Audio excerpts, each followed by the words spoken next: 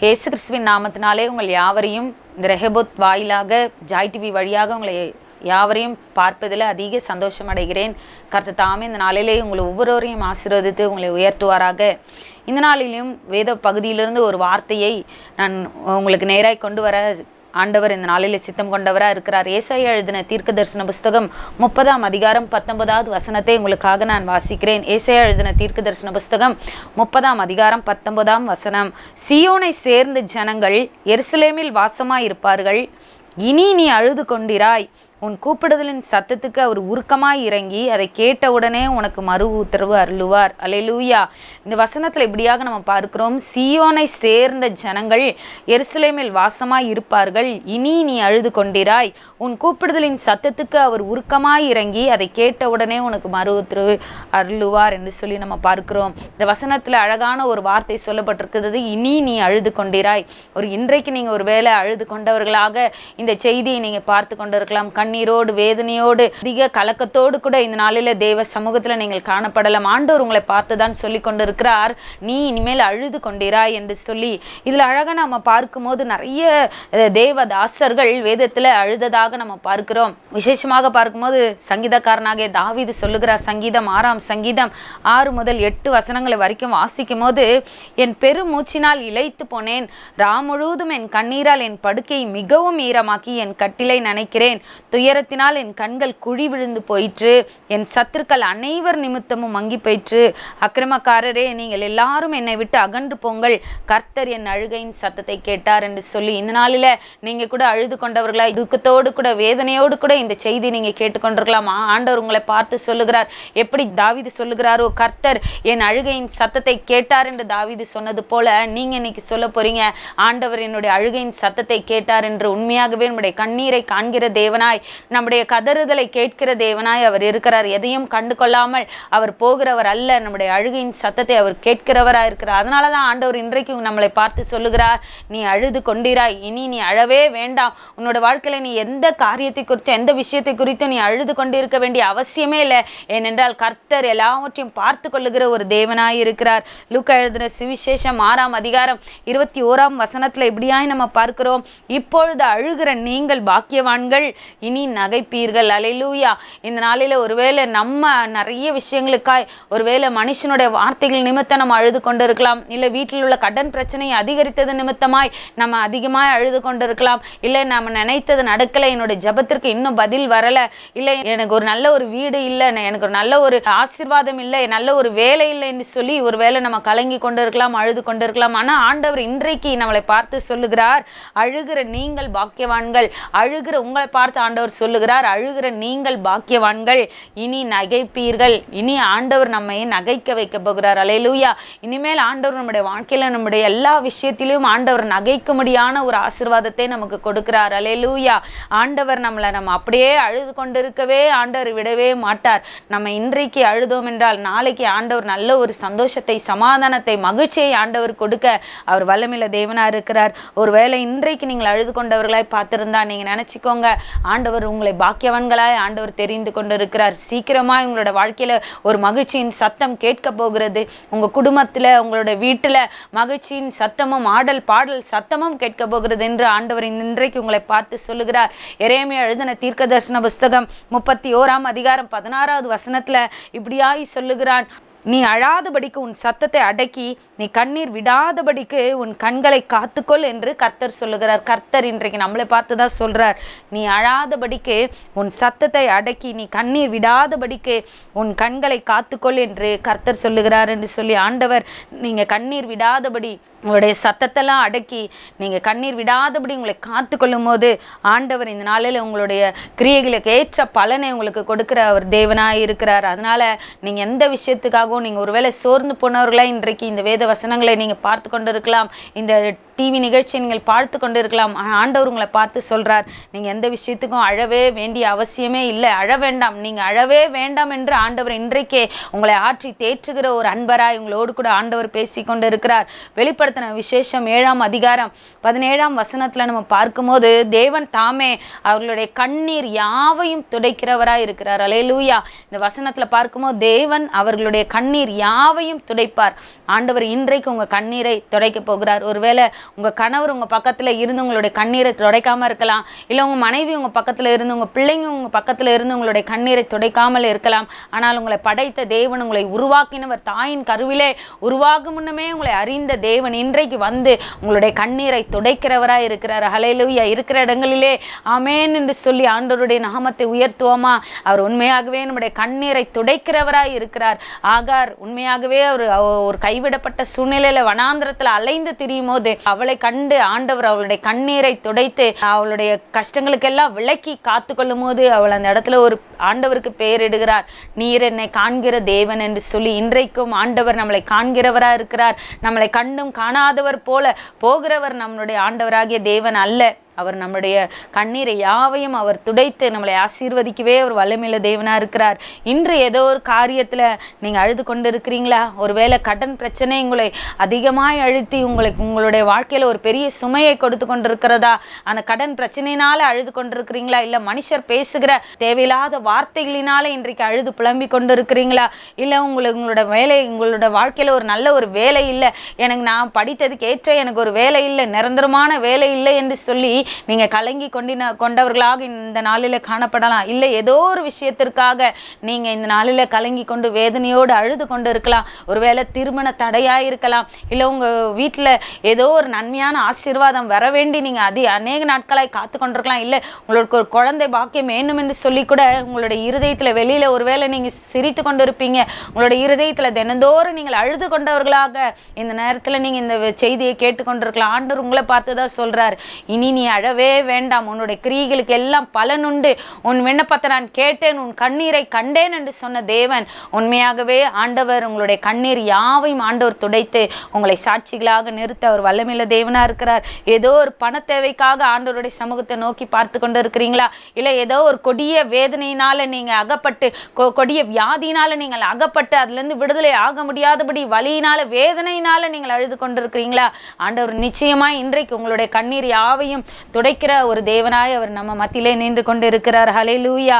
இனி நீங்க அழவே வேண்டாம், இனி நீங்க அழவே வேண்டாம் என்று ஆண்டவர் உங்களை பார்த்து சொல்லுகிறார். ஏனென்றால் முதலாவதாக நம்ம பார்க்கிறோம், கர்த்தர் மறு உத்தரவு கொடுப்பார். நீங்க இன்னைக்கு பார்க்கும்போது மனுஷங்கிட்ட நம்ம என்னதான் கத்தி நம்முடைய காரியங்களை எல்லாம் சொன்னா கூட அவங்க நிறைய நிமிஷம் கண்டு கொள்ளாம நமக்கு மறு உத்தரவு கொடுக்காம இருப்பாங்க. மறுபடியுமா நமக்கு ரிட்டன் எந்த ஒரு வார்த்தையும் சொல்லி நம்மளை தேற்றாதபடியே இருப்பாங்க. ஆனா ஆண்டவர் இன்றைக்கு சொல்லுகிறார், உங்களை பார்த்து, நீங்க அழுகிற உங்களை பார்த்து ஆண்டவர் சொல்லுகிறார், கர்த்தர் உங்களுக்கு மறு உத்தரவு கொடுப்பார் என்று சொல்லி ஏசாயா எழுதின தீர்க்க தரிசன புஸ்தகம் 58ஆம் அதிகாரம் 9வது வசனத்துல இப்படியே நம்ம வாசிக்கிறோம், அப்பொழுது நீ கூப்பிடுவாய், கர்த்தர் மறு உத்தரவு கொடுப்பார். அப்பொழுது நீ கூப்பிடுவாய். நீங்க அழுது கொண்டு இருக்கிற வேலையில நீங்க கர்த்தரை கூப்பிடும் போது ஆண்டவர் உங்களுக்கு மறு உத்தரவு கொடுக்கிற ஒரு தேவனாய் அவர் இருக்கிறார்.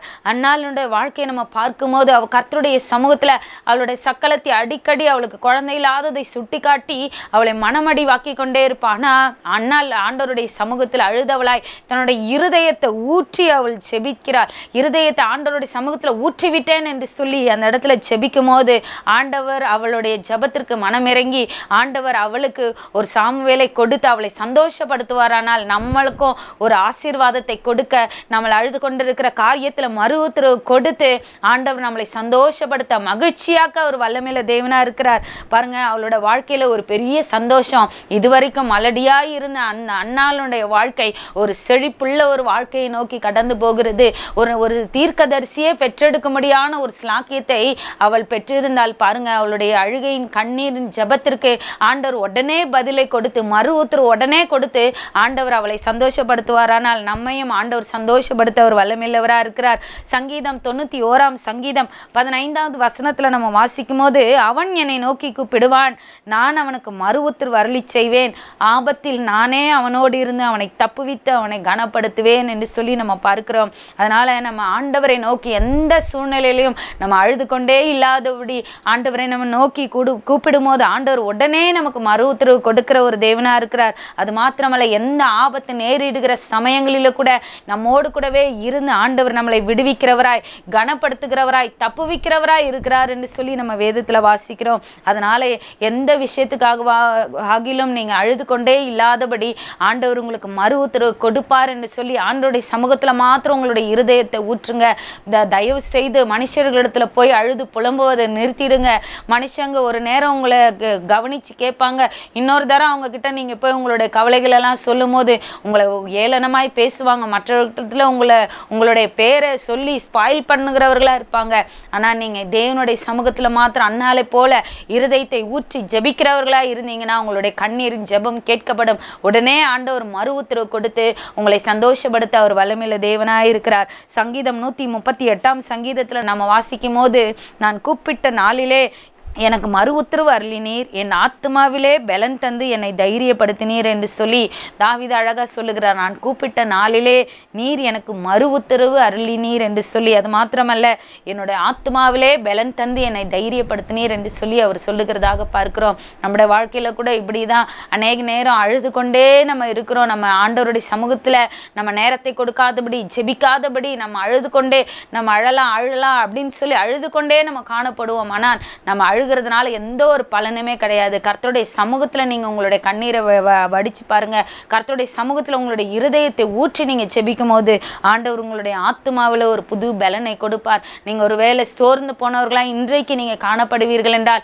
அவர் சோர்ந்து போகிறவனுக்கு பலனை கொடுத்து சத்துவம் இல்லாதவனுக்கு அவர் சத்துவத்தை பெருக பண்ணுகிற தேவனாக இருக்கிறார். அவர் இந்த நாளிலே உங்களுடைய வாழ்க்கையில் ஆண்டவர் ஒரு பெரிய ஆசீர்வாதங்களை பலனை கொடுத்து உங்களை தைரியப்படுத்த அவர் வல்லமையுள்ள தேவனாக இருக்கிறார். அதனால் நீங்கள் இந்த நாளில் உங்களை தைரியப்படுத்திக்கோங்க. ஆண்டவர் உங்கள் பக்கம் இருக்கிறார். உங்களுக்கு மறு உத்தரவு ஆண்டவர் கொடுத்து உங்களை சந்தோஷப்படுத்த அவர் வல்லமையுள்ள தேவனாக இருக்கிறார். முதல்ல நம்ம பார்க்கிறோம், நம்ம அழுது கொண்டு இருக்கும் போது ஆண்டவர் நம்மளை பார்த்து அழ வேண்டான்னு சொல்கிறார். ஏனென்றால் ஆண்டவர் நமக்கு மறு உத்தரவு கொடுத்து நம்மளை உயர்த்துகிற ஒரு தேவனாக இருக்கிறார். ரெண்டாவது, ஆண்டவர் நமக்கு துணையாக இருக்கிறார். கர்த்தரே எனக்கு துணையாக இருக்கிறார், அதனால் நான் இனி அழவே போவதில்லை என்று சொல்லி நீங்கள் சொல்லணும். ஏசாயா எழுதின தீர்க்கதரிசன புஸ்தகம் 50 அதிகாரம் 7 வசனத்தில் இப்படியே நம்ம வாசிக்கிறோம், கர்த்தராகிய ஆண்டவர் எனக்கு துணை செய்கிறார், ஆகையால் நான் வெட்கப்படேன், நான் வெட்கப்பட்டு போவதில்லை என்று அறிந்திருக்கிறேன். ஹல்லேலூயா. இன்றைக்கு ஒரு வேளை நீங்கள் உங்களுக்கு ஒரு நல்ல ஒரு துணை இல்லையே, இல்லை என்னோடு கூட துணையாய் வருவதற்கு, எனக்கு ஆறுதலாய் பேசுவதற்கு யாருமே இல்லையே, என்னை பலப்படுத்தவோ இல்லை என்னை தைரியப்படுத்தவோ எனக்கு ஊக்கம் கொடுக்கவோ யாருமே இல்லைன்னு சொல்லி நீங்கள் ஒரு வேளை அழுது கொண்டிருக்கலாம். ஆண்டவர் உங்களை பார்த்து சொல்லுகிறார், கர்த்தராகிய தேவன் உங்களுக்கு துணையாய் இருப்பார் என்று சொல்லி ஆண்டவர் நமக்கு துணையாய் இருப்பதனால நம்ம அழ வேண்டிய அவசியமே இல்லை. ஏனென்றால் நம்மளை படைத்த தேவன், இந்த உலகத்தையே படைத்த தேவனே நமக்கு துணையாய் இருப்பதனால நம்ம எந்த காரியத்தை குறித்து பயப்பட வேண்டிய அவசியமே இல்லை. நம்ம உலகத்தில் காணப்படுகிற எந்த சூழ்நிலையில் கண்டும் அழ வேண்டிய அவசியமே இல்லை. ஏனென்றால் கர்த்தர் நமக்கு துணையாக இருக்கிறார். நீங்கள் ஒருவேளை இன்றைக்கு தனிமையாய் நீங்கள் காணப்பட, உங்களோட வாழ்க்கையை தனித்து போய் எல்லாராலும் கைவிடப்பட்டவர்களாய் இன்றைக்கு இந்த செய்தியை நீங்கள் கேட்டுக்கொண்டிருக்கலாம். ஆண்டவர் உங்களை பார்த்துதான் சொல்லுகிறார், நான் உனக்கு துணை நிற்கிறேன், நான் உனக்கு துணை செய்கிறவராகவே இருக்கிறேன், நான் உன் கரத்தை பிடித்திருக்கிறேன், நான் உன்னை எப்பொழுதும் கைவிடுவதே இல்லை, உன்னை விட்டு எப்பொழுது விலகுவதே இல்லை என்று சொல்லி ஆண்டவர் இன்றைக்கு உங்களை தைரியப்படுத்தி கொண்டு இருக்கிறார். சங்கீதம் 115 சங்கீதம் 11 வசனத்துல நம்ம இப்படியாய் வாசிக்கிறோம், கர்த்தருக்கு பயப்படுகிறவர்களே கர்த்தரை நம்புங்கள், அவரே அவர்களுக்கு துணையும் அவர்களுக்கு கேடகமா இருக்கிறார். அல்லேலூயா. இன்றைக்கு ஆண்டவர் நமக்கு துணையாய் நமக்கு கேடகமாக இருக்கிறார். அல்லேலூயா. ஆண்டவருக்கு நம்ம பயந்து வாழும்போது, அவரையே நம்பி நம்ம ஜீவிக்கும் போது ஆண்டவர் நமக்கு அவர் துணையாய் இருக்கிறார், நமக்கு கேடகமா இருக்கிறார். ஹல்லேலூயா. எவ்வளோ பெரிய ஸ்லாக்கியம் பாருங்க. நம்ம அவருக்கு பயந்தா போதும், அவருடைய நாமத்திற்கு பயந்தா போதும், அவருக்கு பிரியமான வாழ்க்கை வாழ்ந்தா போதும், அவரையே நம்பி நம்ம காணப்படும் போது ஆண்டவரே நமக்கு துணையாய் இருக்கிறார். யோபு தன்னுடைய வாழ்க்கையில சொல்லுகிறார், அவர் என்னை கொன்று போட்டாலும், எல்லாமே இழந்த சூழ்நிலையில் அவர் சொல்லுகிறார், என்னை அவர் கொன்றே போட்டாலும் நான் அவர் மேல நம்பிக்கையா இருப்பேன் என்று சொல்லி, அப்படிப்பட்ட நம்பிக்கை நம்ம கர்த்தர் மேல வைக்கும் போது நமக்கு அவர் துணையாய் இருந்து நம்முடைய கண்ணீரை யாவையும் துடைக்க அவர் வல்லமையுள்ள தேவனா இருக்கிறார். சங்கீதம் 146 சங்கீதம் 5 வசனத்துல நம்ம வாசிக்கிறோம், யாக்கோபின் தேவனை தன் துணையாக கொண்டிருந்து தன் தேவனாகிய கர்த்தர் மேல் நம்பிக்கையை வைக்கிறவன் பாக்கியவான். யாக்கோபின் தேவனை நம்முடைய துணையாக நம்ம கொள்ளும் போது ஆண்டவர் உண்மையாகவே நம்முடைய வாழ்க்கையில் உள்ள எல்லா கண்ணீரையும் மாற்றி நம்மளை விடுவிக்க அவர் வல்லமையுள்ள தேவனா இருக்கிறார். உண்மையாகவே அவர் மேல நம்ம நம்பிக்கையை வைக்கும் போது நம்மளை பாக்கியவதிகளாய் ஆண்டவர் மாற்றுவார். அல்லேலூயா. கர்த்தர் நமக்கு துணையாய் இருப்பார். நம்ம அதனால அழவே வேண்டாம். எந்த சூழ்நிலை குறித்தோ இல்லை எந்த போராட்டத்தை குறித்தோ எந்த மனுஷர்களை குறித்தோ நம்ம அழவே வேண்டாம். ஏனென்றால் நம்முடைய கண்ணீரை துடைக்கிறவராய், நமக்கு துணையாய், நமக்கு பரிந்து பேசுகிற தேவனாய் அவர் இருக்கிறார். ஹல்லேலூயா. அதனால நம்முடைய கண்ணீரை யாவையும் துடைக்கிறவராய், நமக்கு ஆறுதல் செய்கிறவராய், நம்மை பலப்படுத்துகிறவராய் நம்ம படைத்த தேவன் இருப்பதனால நம்ம அழவே வேண்டாம். எந்த விஷயத்தை குறித்தும் நம்ம அழவே வேண்டாம். ஏனென்றால் அவர் நம்மோடு கூடவே துணையாளராக இருக்கிறார். ஹல்லேலூயா. நமக்கு துணையாக இருக்கும்போது ஏதோ ஒரு இடங்களுக்கு நம்ம போகும்போது எங்கே போனாலும் நம்ம துணை தேடுவோம். வீட்டில் இருக்கும்போது யாராவது எனக்கு துணையாக இருக்கணும், இல்லை நான் வெளியில் போகும்போது நமக்கு ஏதாவது ஒரு துணை இருக்கணும் அப்படின்னு சொல்லி நம்ம நினைப்போம். நிறைய அமைச்சர்கள்லாம் போகும்போது அவங்களுக்கு எஸ்கார்ட்ஸாக நிறைய துணைகள் போவாங்க அவங்கள பாதுகாப்பதற்காக. ஆனால் உங்களையும் என்னையும் பாதுகாக்க, உங்களையும் என்னையும் துணையாய் நின்று பாதுகாக்க நம் தேவாதி தேவன் நம்மளை படைத்தவர் இருக்கிறார். அதனால எந்த விஷயத்தை குறித்தும் நம்ம பயப்பட வேண்டிய அவசியமே இல்லை. நமக்கு மனுஷர்கள் துணையாய் வர வேண்டும் என்று சொல்லி நம்ம நினைப்பது கூட ஒரு தவறு. ஏனென்றால் கர்த்தரே நமக்கு துணையாளராய் இருந்து நம்மளை ஆண்டவர் நம்மளுடைய கண்ணீர் யாவையும் துடைக்கிறவராய் அவர் இருக்கிறார். ஹல்லேலூயா. அதனால முதல்ல ஆண்டு நம்ம பார்த்தோம், ஆண்டவர் நம்முடைய கண்ணீருக்கு அவர் மறு உத்தரவு கொடுத்து நம்மளை ஆசீர்வதிக்கிற தேவனா இருக்கிறார். ரெண்டாவது நம்ம பார்த்தோம், கர்த்தர் நமக்கு துணையாய் இருக்கிறார். நமக்கு துணையாளராக இருக்கிறதுனால நம்ம உண்மையாகவே நம்முடைய கண்ணீர் யாவையும் துடைப்பார். நம்முடைய அழவே வேண்டாம். நம்ம அழாதபடி நம்ம இருக்கும்போது ஆண்டவரே நமக்கு துணையாக இருந்து நம்முடைய காரியங்கள் எல்லாவற்றையும் அவர் வாய்க்க செய்கிறவராக இருக்கிறார். மூன்றாவதாக நம்ம ஏன் அழ வேண்டாம் என்று ஆண்டவர் சொல்லுகிறார் என்றால், ஏனென்றால் ஆண்டவர் நமக்காக யாவையும் செய்து முடிக்கிறவராக இருக்கிறார். நமக்காக அவர் யாவையும் செய்து முடிக்கிறவராக இருக்கிறார். நம்ம எந்த ஒரு சின்ன காரியமாக இருக்கலாம், பெரிய காரியமாக இருக்கலாம், அதை கர்த்தருடைய சமூகத்தில் இருதயத்தை ஊற்றி அந்த காரியத்திற்காக ஜெபிக்கும் போது ஆண்டவர் அந்த விஷயத்தில் நமக்காக யாவையும் அவர் செய்து முடிக்கிறவராக இருக்கிறார். சங்கீதம் 57 சங்கீதம் 2 இப்படியாய் தாவீது சொல்லுகிறார், எனக்காக யாவையும் செய்து முடிக்க போகிற தேவனாகி உன்னதமான தேவனை நோக்கி கூப்பிடுவேன். அல்லேலூயா. ஆண்டவர் நம்ம உன்னதமான தேவனை நம்முடைய கஷ்ட நேரங்களிலே, நம்முடைய ஆபத்து நேரங்களிலே அவரை நம்ம நோக்கி கூப்பிடும் போது, நம்ம அழாதபடி அவரை நம்ம நோக்கி கூப்பிடும் போது ஆண்டவரே நமக்காக யாவையும் செய்து முடிக்க அவர் வல்லமையுள்ள தேவனாய் இருக்கிறார். அல்லேலூயா. சங்கீதம் 138 சங்கீதம் 8 நம்ம வாசிக்கும் போது, கர்த்தர் எனக்காக யாவையும் செய்து முடிப்பார், கர்த்தர் எனக்காக யாவையும் செய்து முடிப்பார். இந்த வார்த்தையை உங்க மனதில் பதித்து கொண்டு எல்லா விஷயங்களுக்காகவும் நீங்க ஆண்டவருடைய சமூகத்தில் காத்திருந்து ஜெபிக்கிற நீங்கள் இந்த வார்த்தையை அடிக்கடி அறிக்கையிட்டு நீங்கள் சொல்லிக்கொண்டே இருக்கணும். எந்த மனுஷர்கள்கிட்டையும் இந்த வார்த்தையை கொண்டு சொல்ல நீங்கள் தயங்கவே கூடாது. நீங்கள் எல்லா விஷயங்களுக்காகவும் இந்த வார்த்தையை மட்டும் சொல்லி நீங்கள் ஜெபிச்சு பாருங்க. ஆண்டவர் உங்களுடைய வாழ்க்கையில் ஒரு பெரிய மாற்றங்களை உண்டு பண்ண வல்லமையுள்ள தேவனா இருக்கிறார். அழுது கொண்டு இந்த நாளிலே ஆண்டவருடைய சமூகத்தை நோக்கி பார்த்து கொண்டு இருக்கிறீங்களா?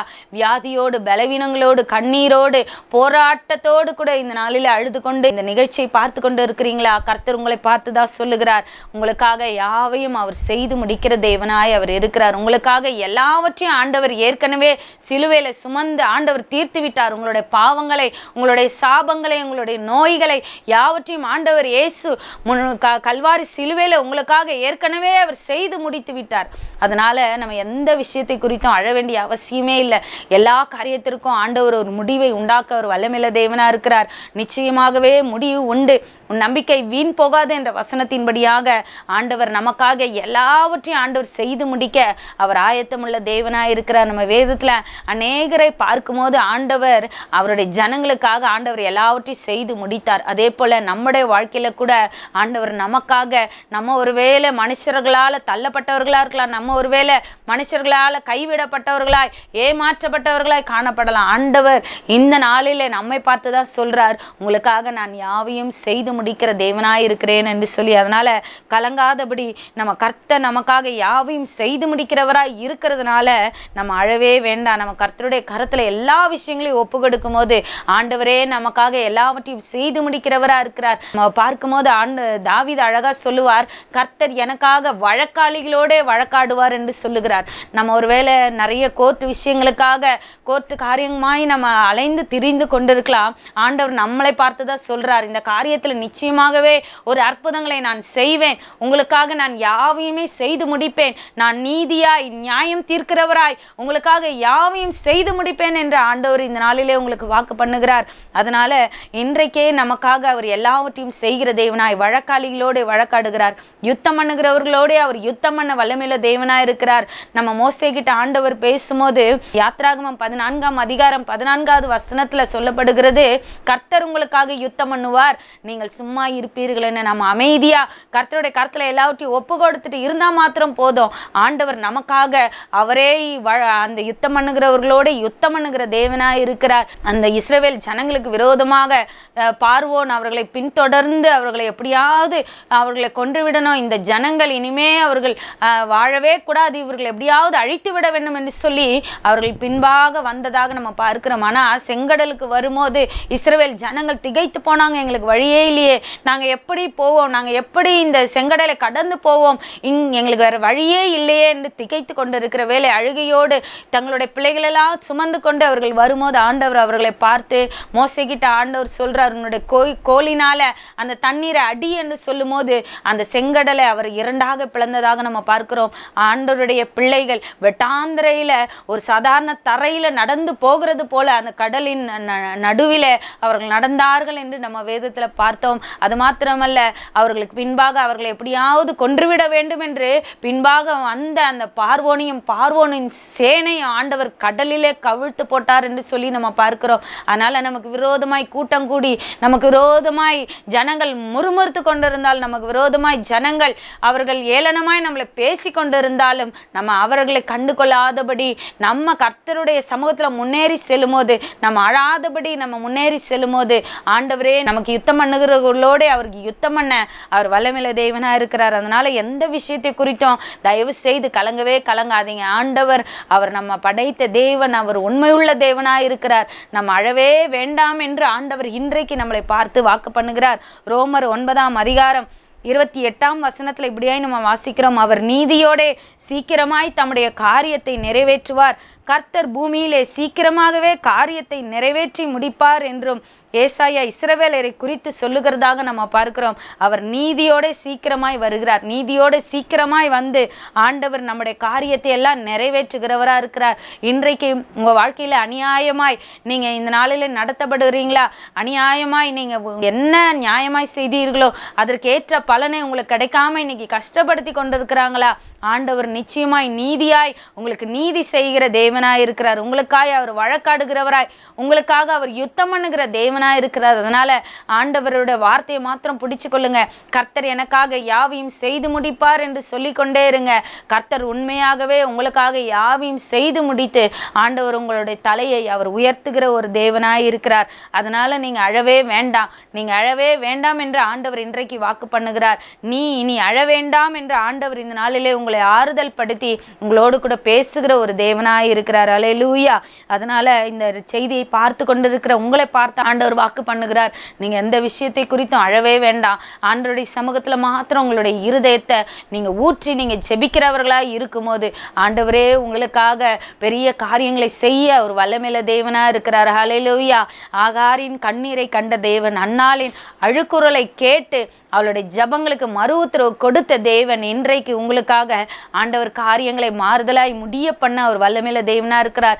ஏதோ ஒரு விஷயத்துல திகைத்து கலங்கி அழுது கொண்டு இருக்கிறீங்களா, உங்களுடைய கண்ணீரினால உங்களுடைய இரவு முழுவதுமா உங்களுடைய தலையணையை நீங்க நினைத்து கொண்டிருக்கலாம். யாருமே என்னுடைய வேதனையை பார்க்க மாட்டார்களே என்று சொல்லி நீங்கள் அழுது கொண்டிருக்கலாம், தனிமையாய் நீங்கள் அழுது கொண்டு இருக்கலாம். ஆண்டவர் உங்களை பார்த்துதான் பேசி கொண்டிருக்கிறார். என் மகனே மகளே, நீ அழவே வேண்டாம், என்னுடைய சமூகத்துல உன்னுடைய இருதயத்தை ஊற்றிவிடு, நானே உனக்கு துணை செய்கிறவரா இருக்கிறேன், நானே உனக்காக யாவையும் செய்து முடிக்கிறவரா இருக்கிறேன், நானே உன்னுடைய ஜபங்களுக்கு மறு உத்தரவு கொடுக்கிறேன் என்று ஆண்டவர் இந்த நாளிலே நம்மோடு கூட பேசி கொண்டு இருக்கிறார். ஏசாயா எழுதின தீர்க்கதரிசன புஸ்தகம் 41ஆம் அதிகாரம் 10ஆம் வசனத்துல இப்படியாய் ஆண்டவர் சொல்லுகிறார், நீ பயப்படாதே, நான் உன்னுடனே இருக்கிறேன், என் நீதியின் வலது கரத்தினால உன்னை தாங்குகிறேன் என்று ஆண்டவர் இந்த நாளிலே உங்களை பார்த்து சொல்லுகிறார். அவருடைய நீதியின் வலது கரத்தினால உங்களை தாங்கும் போது நீங்கள் யாருக்கோ எந்த மனுஷனுக்கோ எந்த சூழ்நிலைக்கோ பயப்பட வேண்டிய அவசியமே இல்லை. ஏனென்றால் கர்த்தர் எல்லாவற்றையும் உங்களோடு கூட இருந்து அவர் பார்த்து கொள்ளுகிற தேவனா இருக்கிறார். ஹல்லேலூயா. அதனால நீங்க நீங்கள் அழவே வேண்டாம், அழவே வேண்டாம். இனிமேல் உங்களோட துக்கமெல்லாம் சந்தோஷமாய் மாறப்போகிறது. உங்களோட புலம்பல் எல்லாமே ஆனந்த களிப்பாய் மாறப்போகிறதை நீங்கள் இந்த வருகிற நாட்களிலே நீங்கள் பார்க்க போறீங்க. ஆண்டவருடைய நாமத்தை உயர்த்த போகிறீங்க. உங்கள் குடும்பத்தில், உங்களுடைய வேலையில், உங்களுடைய பொருளாதாரத்தில் கர்த்தர் ஒரு பெரிய செழிப்பை கொடுத்து உங்களை சந்தோஷப்படுத்த அவர் வல்லமையுள்ள தேவனாக இருக்கிற உங்கள் வீட்டில் ஆடல் பாடல் துதியின் சத்தம் கேட்க போகிறது. நீங்கள் குழந்தை இல்லாதபடி அநேக நாட்களாய் திருமணம் ஆகியும் நீங்கள் கலங்கி கொண்டவர்களாக இருந்தாலும் ஆண்டவர் இன்றைக்கு உங்களை பார்த்து ஆண்டவர் பேசுகிறார், நீங்கள் அழ வேண்டாம், அழ வேண்டாம், உங்களுக்கு ஒரு சந்ததியின் ஆசீர்வாதத்தை நான் உங்களுக்கு தருவேன் என்று ஆண்டவர் இன்றைக்கு உங்களுக்கு வாக்கு பண்ணுகிறார். அதனால் எந்த காரியத்தை குறித்து நீங்கள் அழவே வேண்டாம், நீ அழவே வேண்டாம் என்று ஆண்டவர் உங்களுக்கு வாக்கு பண்ணுகிறார். கர்த்தர் மறு உத்தரவு கொடுக்கறதுனால நீங்கள் அழ வேண்டாம். ரெண்டாவதாக நம்ம பார்த்தோம், கர்த்தர் நமக்கு துணையாக இருப்பதனால நம்ம அழவே வேண்டாம். மூன்றாவதாக கர்த்தர் நமக்காக யாவையும் செய்து முடிக்கிறவராக இருக்கிறார். அதனால நீங்க அழவே வேண்டாம். ஆண்டவர் கண்டிப்பாகவே இந்த வார்த்தையின் மூலமா உங்களை ஒவ்வொருவரையும் ஆண்டவர் தொட்டிருப்பார் என்று நான் விசுவாசிக்கிறேன். கண்களை மூடி நம்ம எல்லாரும் இருக்கிற இடங்களிலே நம்ம ஜெபம் பண்ணுவோமா?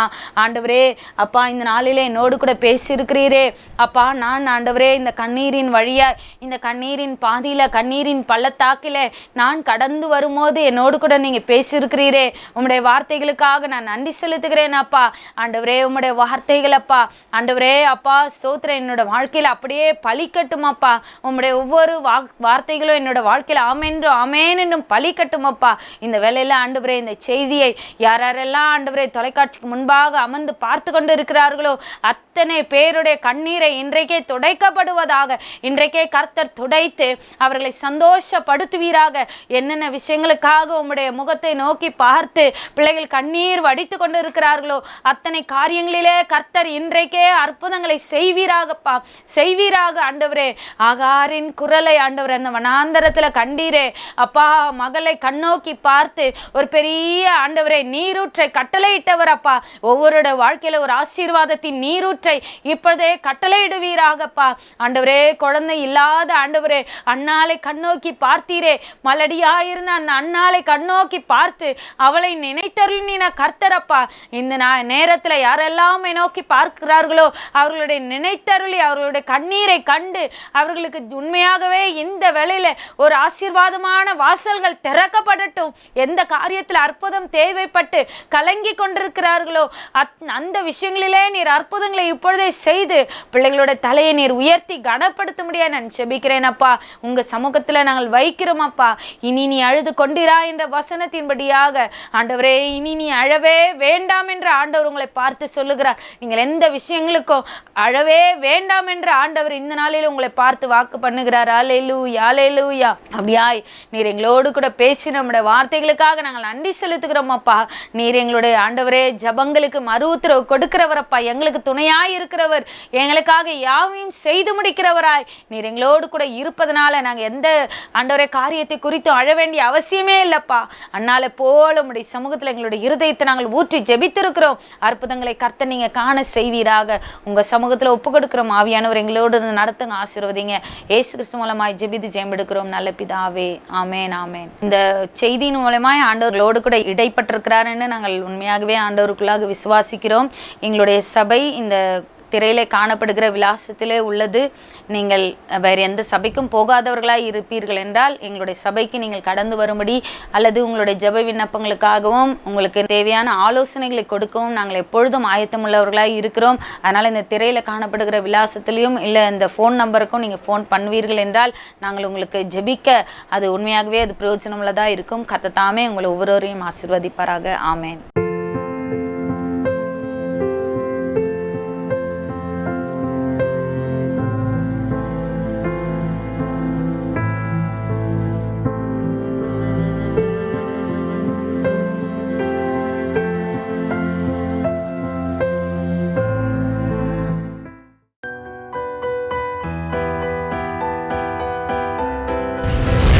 கர்த்தர் உங்களை ஆசீர்வதிப்பாராக.